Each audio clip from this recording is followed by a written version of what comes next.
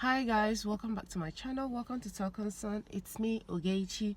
Welcome. So for this video, I'm going to be sharing two messages, and this is particular to two people. The first one is Cubana, and then the second one is Akachaam. I don't know his real name, but I'm going to find his real name and put it. Okay, so welcome to my channel, welcome to Talk Concern, welcome talkies. If you're a talkie here, welcome. So talkie is the name I call my people, those who are subscribed, view me, like my videos, and who generally like me and like my channel. So if you're a talkie, hi, welcome, and thank you for stopping by once more. If you're a new subscriber or a new viewer, welcome again. This video is just an advice video which I do in my channel. So for this video, I'll tell you this was brought about by events that took place during the Nigerian election. I think it's the primary election season. And sorry, I tried to get this thing right, my camera right. Sorry. It's for the during the election, pre-season election. So for this video, my thing is really to provide advice, and this was not something that just happened all of a sudden. It was something that has been alluding to this period. So let's focus first of all on Cubana, and then I'll come to Akachaam. So Cubana is a case where I talk about it's a case of do not insult your ancestors who you do not know what they went through, especially when it comes to people that have gone through war, and you don't use people's pain to shame them. And this is one thing that I think is a lesson that he has to learn if he hasn't learned it. Okay, so I've seen his reason for maybe losing the election. He offended his people who have shown him so much love, and he hasn't got the effrontery to try and apologize and say, maybe I made mistake in terms of using this particular hurtful situation to try and use it to as a way of gaining election vote. Let me just give you this advice. If you ever come through this channel or view this video, Cubana, on no account do you ever use people's pain, especially when it comes to a country's war. In the public sphere, I mean, you can do so many things in the private sphere, but in a public domain, like you came to ask for their vote, to use that to insult them. For example, I live in England. I, for one, know in England, I'll tell you what happened to the last prime minister. Okay, is that he was not able to stay in a place where he was meant to stay and honor the ancestors of England that were able to, during the attempted to around during the war and stuff like that. I'll put the story up, just a short summary of that story. He went to France. I think they were doing the D-Day, which is one of the days that they honor the people of Britain that went to war, their soldiers and stuff like that. And he didn't stay to the end or something like that. For that reason, he lost an election. So you can't say it's because Buhari does not trust the Igbo people. It's because you fail as an individual to acknowledge the efforts that your ancestors made.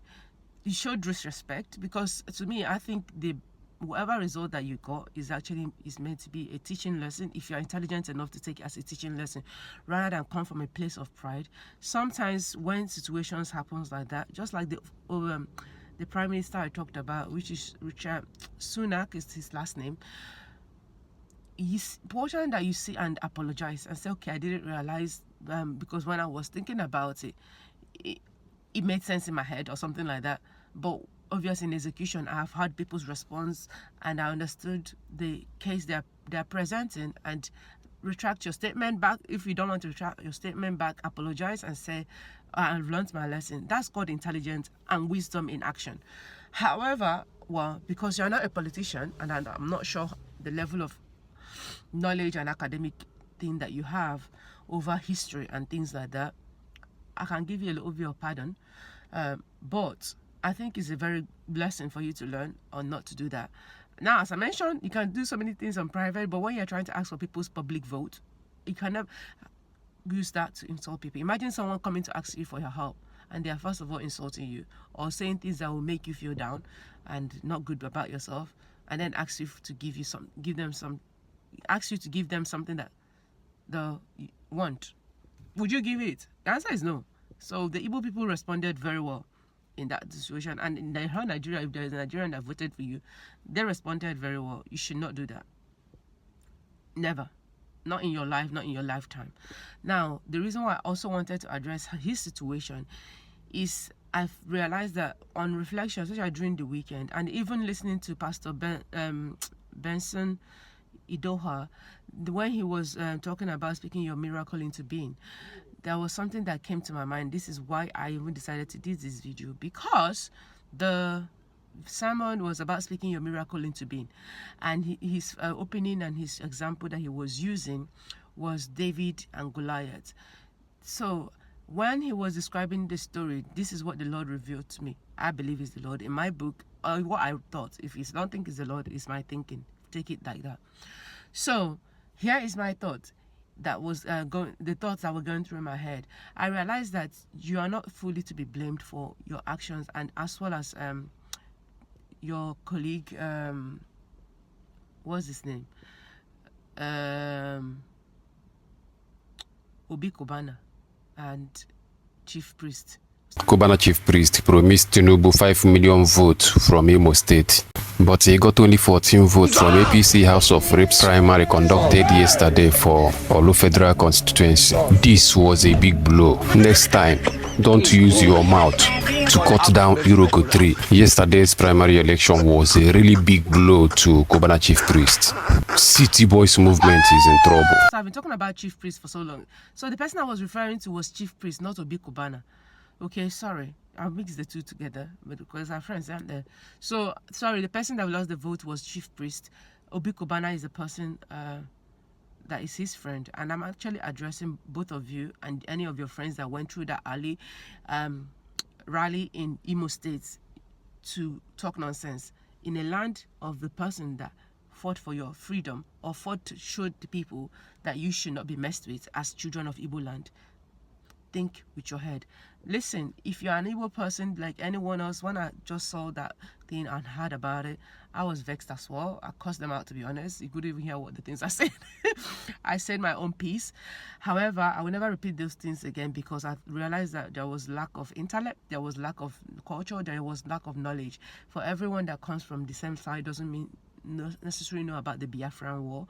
I included, only because I have chosen as an adult to learn about myself, and that includes my history and who I am as a person, and also as a culture, as a country, as an Igbo person, as a tribe.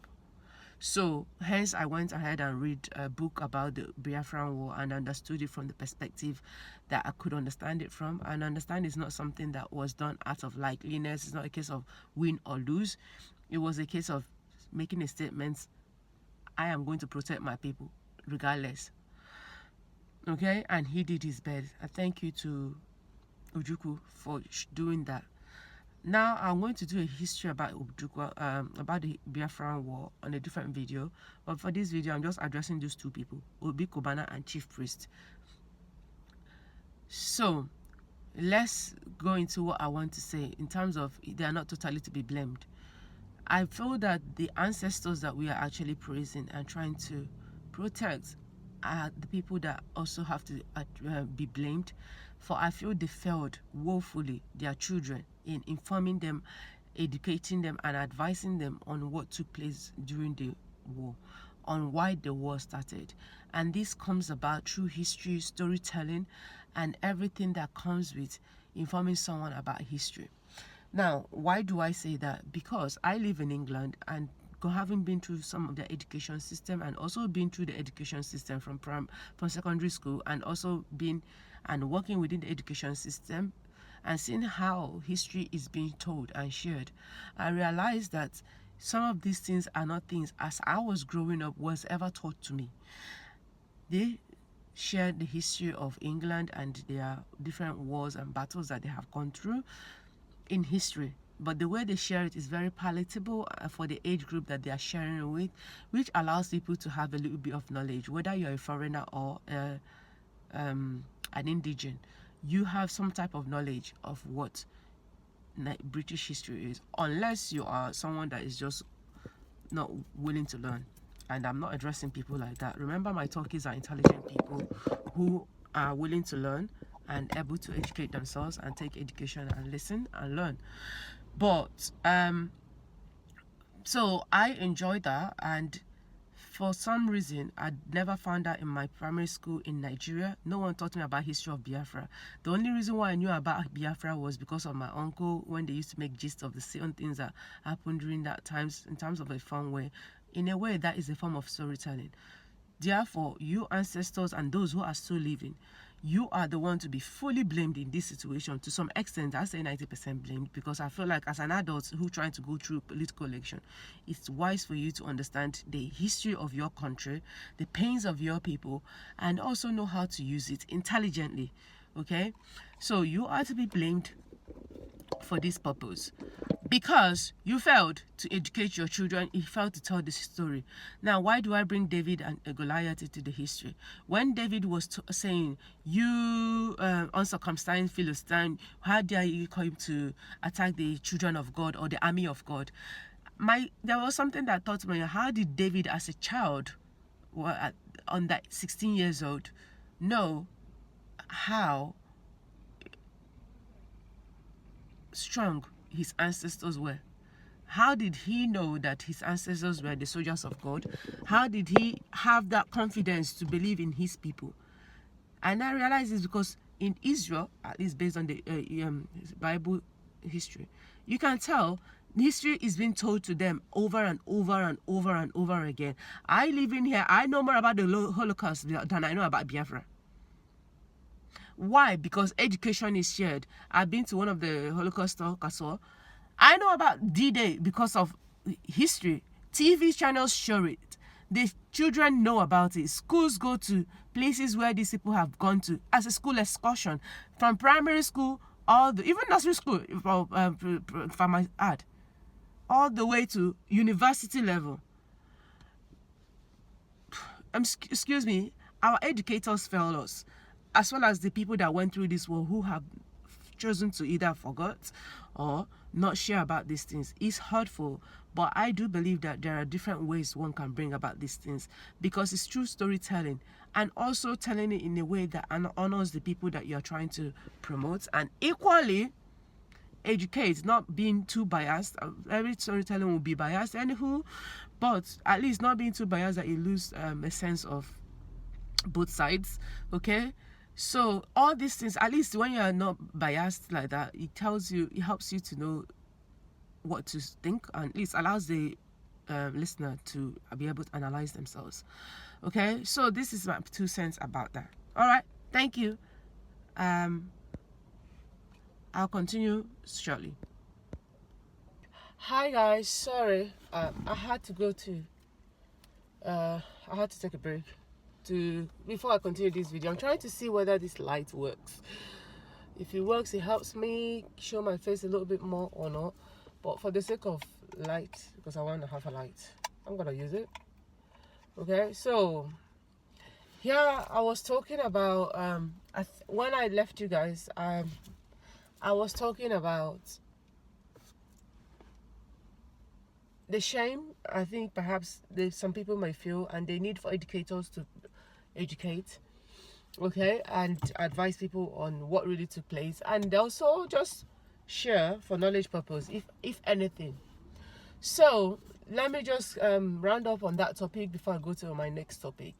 So basically, the need to educate is very vital, I think, as of now, for you are going through different issues, different turbulences in the country, and you are fighting a fight that it seems to others makes no sense.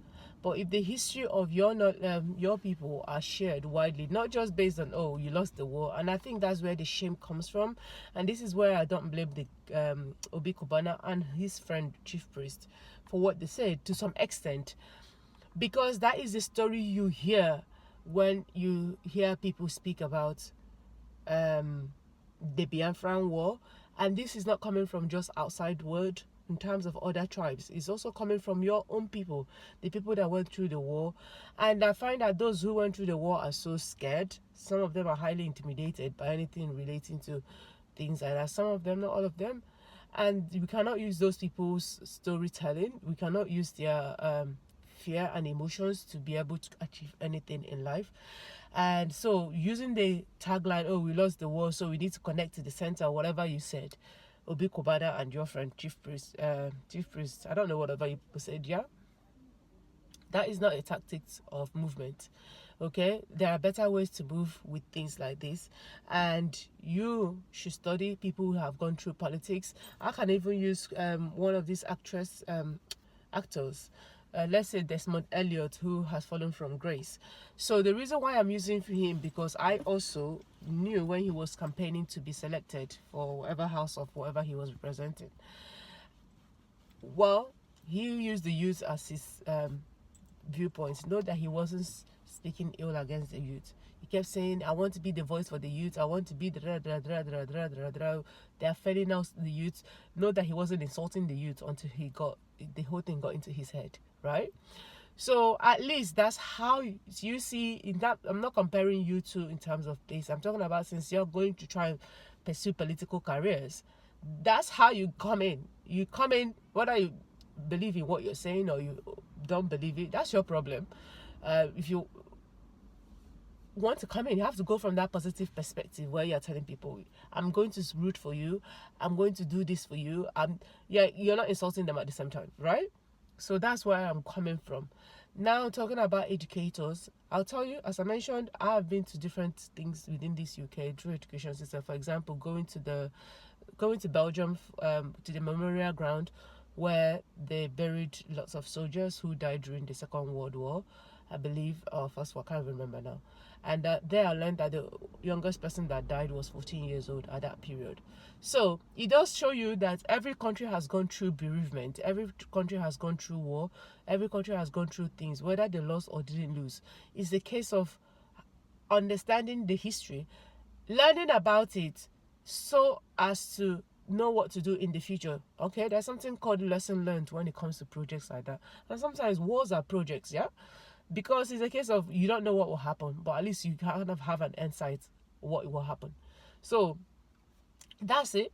That's my advice to you guys. I'm not going to go too deep into this, but I really do believe that you are not solely to blame, because first, your ancestors, even your own father, has not taught you about the war, what happened in the war, or spoken in a way that is even palatable or helps you understand it in depth and promotes and honors the men that went through it, still going through it.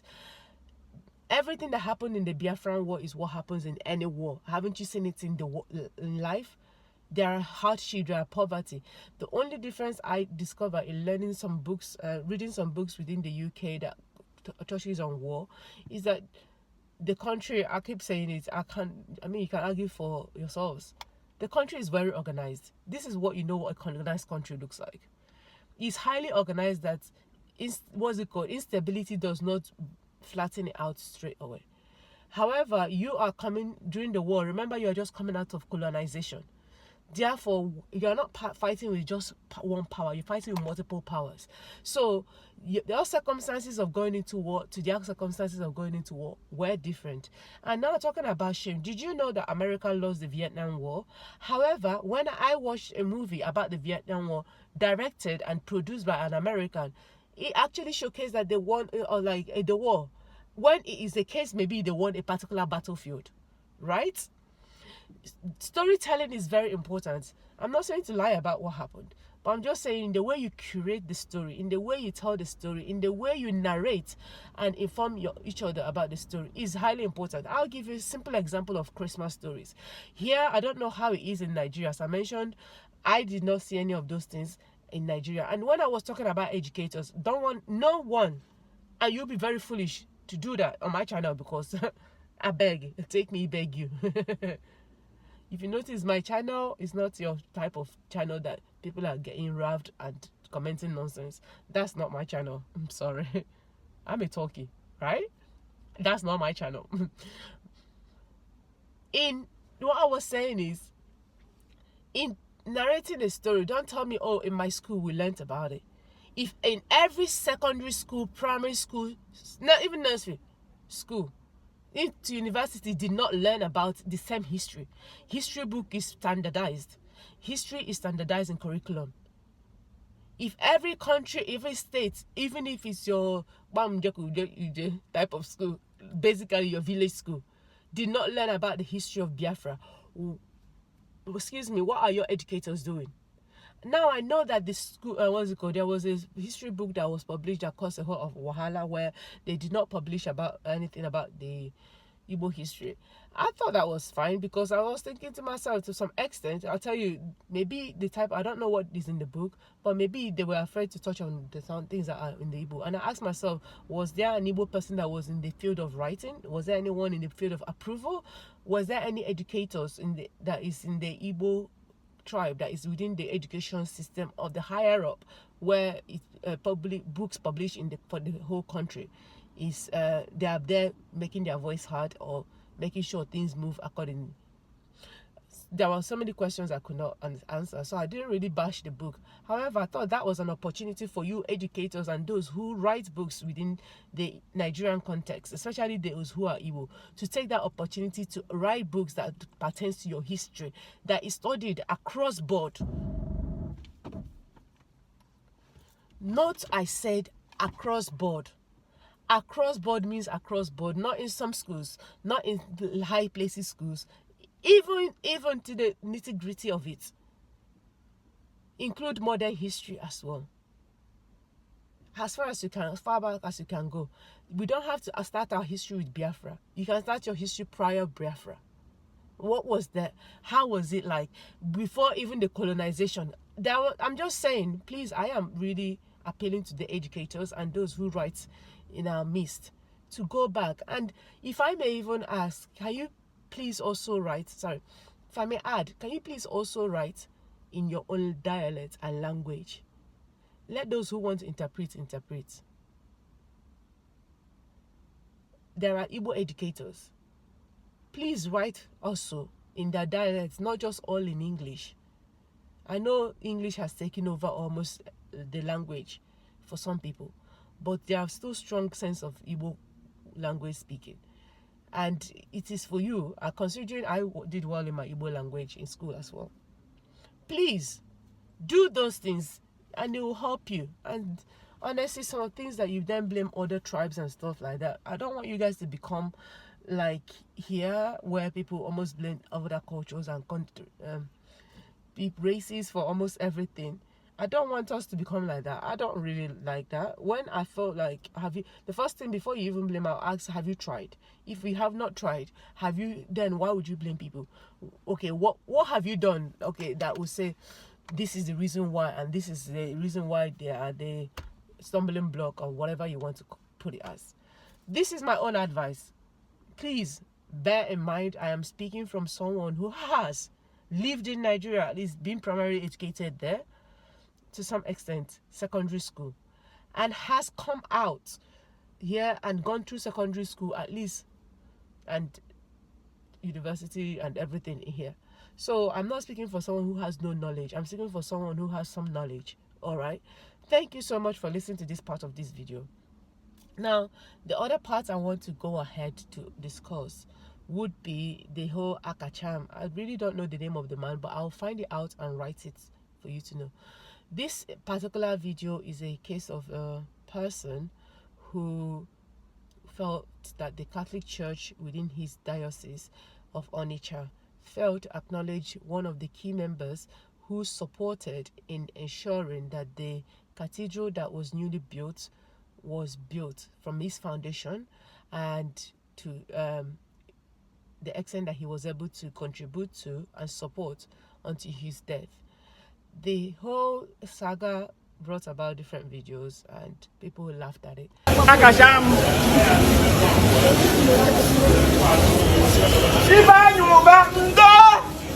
Akachaam.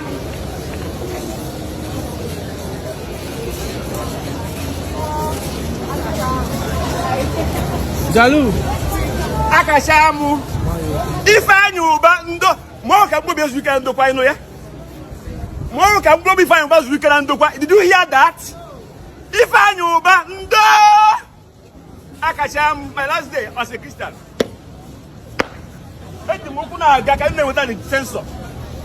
My last day as Christian is today. Ifanyuba Nda! Kada nne na n'olu. N'okwu ala ka so n'okwu na-ekwu. Ife ọjọọ ife ọjọọ. Ife anyị ụba. Nda! Akachaam. Now, I'll tell you my own first reaction. When he said that, I understood from his perspective. I did not even blame him for what he did. However, when I heard that he was a knight in the Catholic Church, I realized that his behavior could really affect him, because if you are a member that has been recognized, I don't even know what is would I say, I don't know, what do you do now? Do you coordinate them? Do you, I don't even know what they do. I don't know what this whole ceremony for knighthood is, what it's called, but at least you have been recognized within that situation. You should behave better. So that's why I knew he would not come out of that clearly. But then he said, Akachaam, I'll just explain it for those who doesn't know. He is a man who went into the opening of the cathedral where different people came, multiple priests, all the high calibers of the Catholic Church within the place, in the Igbo land, I must say. And also the Cardinal Arinze also came to open up this cathedral. Now note how high caliber that can be. So he was disappointed that I think he said he was the former governor or someone that was supporting, I'll put the name of the man again as well, supported the foundation, the church, the cathedral foundation from died over the course of building the church, which took some years to build. And the church failed to recognize him, okay, and his contribution to the church and making sure that the cathedral came about and was built. Now, as I note, I didn't react, obviously. I thought that's people's opinion, right? And people made jests of him and people laughed. I saw some people agreed with him. There was so many videos done about it. It doesn't take too long to find it on the streets of Nigerian YouTube or Facebook, Instagram as well. So basically, I'll try and find his clip if I can insert what he did. Okay, you may not understand what he's saying, because he's speaking in Igbo, but he was simply saying that saying sorry to the dead man that he wasn't recognized and his family were not recognized during the ceremony, to acknowledge those who have done it. So my thing was, there's people that went to it. I just wanted to know, during the opening of the ceremony, did you people have reception afterwards? That's the question I wanted to ask. Maybe it's a case of that's where then the people that contributed to the church building and supported in it, at least those who were significant contributors, obviously all church members contributed to it through offering and whatever donations, but obviously there are people that you're like, these people are the people that made it happen. I just wanted to know if there was a reception. I was thinking maybe that's the place that they recognize people, but the very fact that some of the people were recognized during the church services, and him not being mentioned, was what triggered this man off, and he left the church saying that he's done with church, he's not coming back to the Catholic Church, and that day marked his end of going to church. Okay, so this particular part of the video, I'm going to address church hurts, and I felt like that's what this video represented.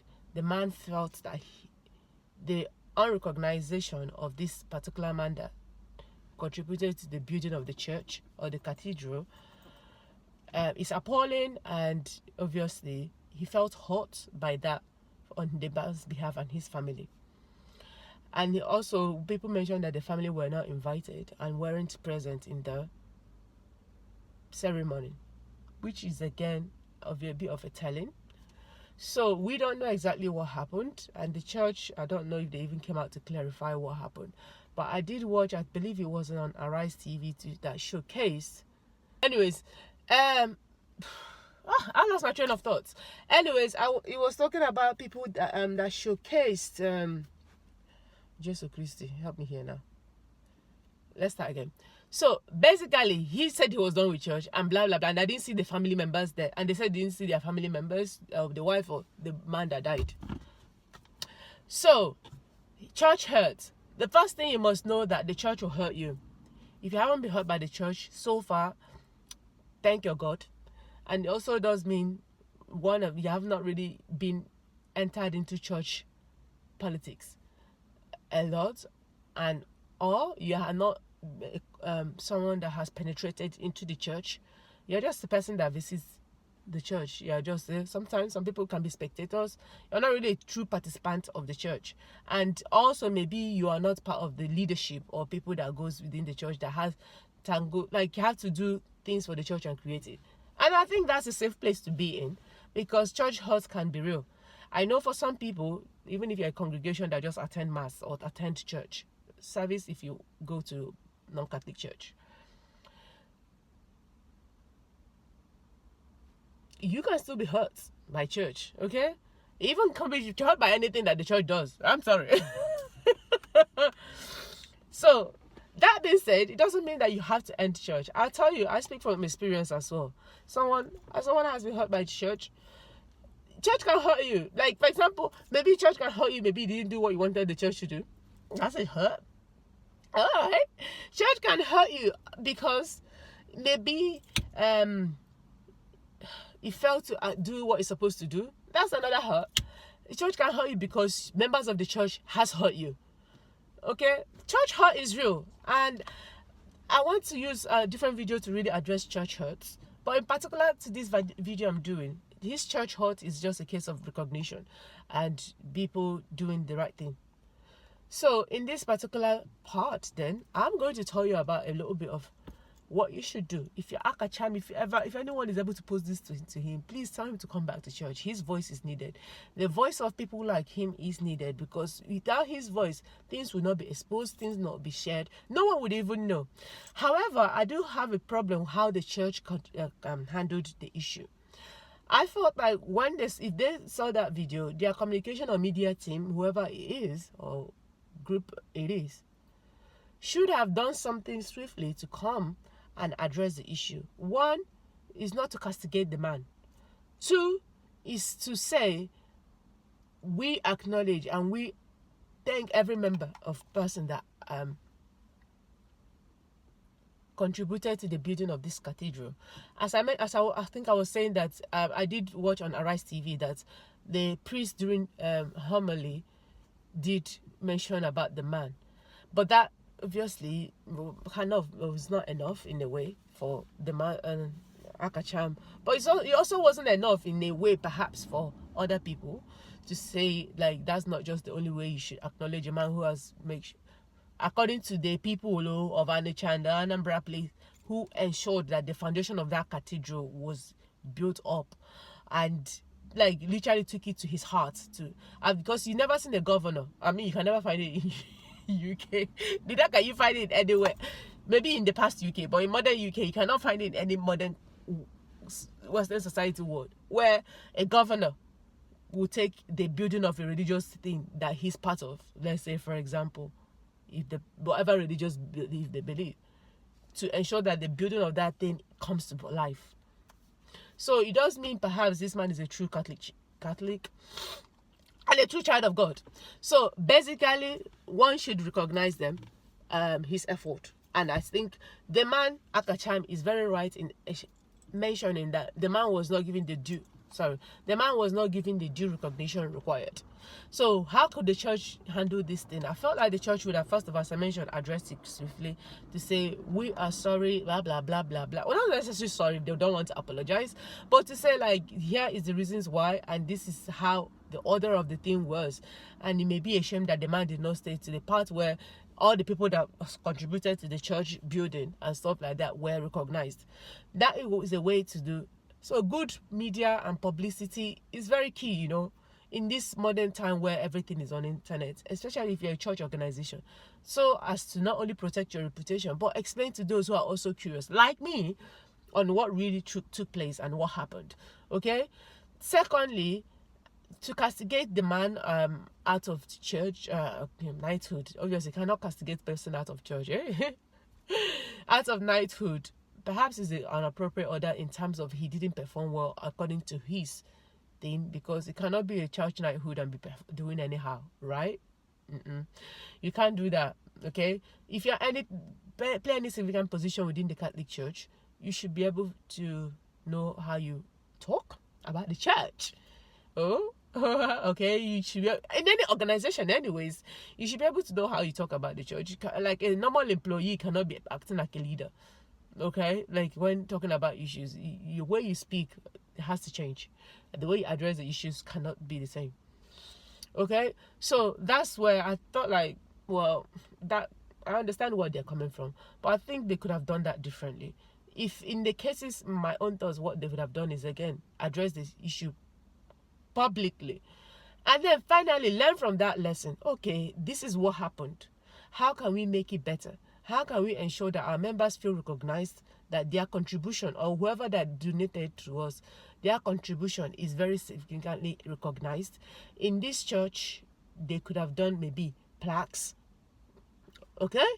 Plaques where it shows the people that remember, what's it called? People that significantly, as I mentioned, significantly, whilst appreciating everyone else, significantly contributed to the building of that cathedral and anything else they did, whether it's the furnishing, interior, whatever it may be, significantly contributed it. That's the first thing they could have done.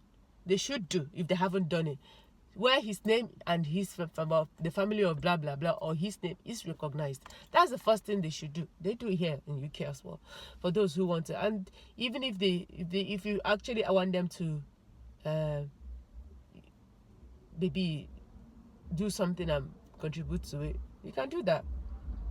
I think Nigerian problem and their churches, what they are dealing with is the fact that the people give generously. Until note that every priest that comes here, literally, they humble. They become so humble because they recognize that the amount of donations that they receive from the nation Nigeria, okay? Let them try and open their mouth and ask those things here. And in the way that they keep making people, only 5, let's say only, when I went to Nigeria, when they were doing donation, only 10,000, I said 10,000 only. Even if it's 1,000 only, how is that? I hate the part they were saying only. I'm like, only? Do you know how many people have they eaten? Imagine, literally, I feel like I say Nigerian churches are spoiled. And their priests are spoiled to some extent. Because they can ask for donations and their members will contribute. But I'm telling you, when they come here, ask the ones that are here. Ask them how far. Okay? So, don't take your members for granted. Don't take the donations that your countrymen and country people give for churches as if it's something that, what's it called, is normal. It's not normal. Not everyone donates in that way. Please, not here, at least, okay? Here, usually they go through, like, organized forms where maybe apply for grants and stuff like that. But then, grant is not a case you get it or not, okay? I'm telling you, what's it called? You people within you ask for let's say 1 million. In the same day, someone will give you 1 million. Yeah, you ask for 1 million, yeah? You might as well wait for like eternity. I'm sorry. You might as well wait for eternity. So you guys are so spoiled. And I tell you, I'm equating that 1 million, whatever 1 million is in Naira, to 1 million that is in UK. It's the same thing. Okay? Regardless of the currency. That's what I'm talking about. Please, don't take your members for granted. Recognize them. Recognize them. I'm telling you, you guys are too spoiled.